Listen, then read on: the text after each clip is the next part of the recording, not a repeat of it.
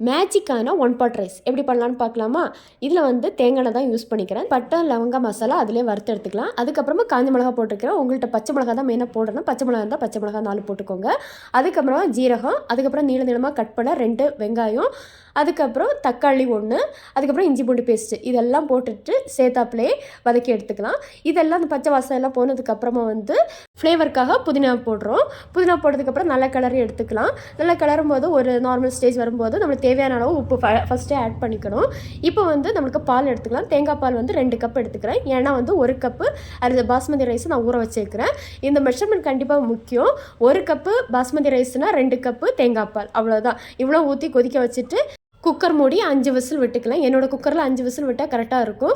வெந்துருச்சு. இப்போ ஓப்பன் பண்ணி பார்த்துக்கலாம். சூப்பரான தேங்காய் பால் ரைஸ் ரெடி ஆகிடுச்சு. ரொம்ப டேஸ்ட்டாக ரொம்ப ஃப்ளேவர்ஃபுல்லாக இருந்துச்சு. எங்கள் அத்தை அடிக்கடி பண்ணுவாங்க, செமையாக இருக்கும்.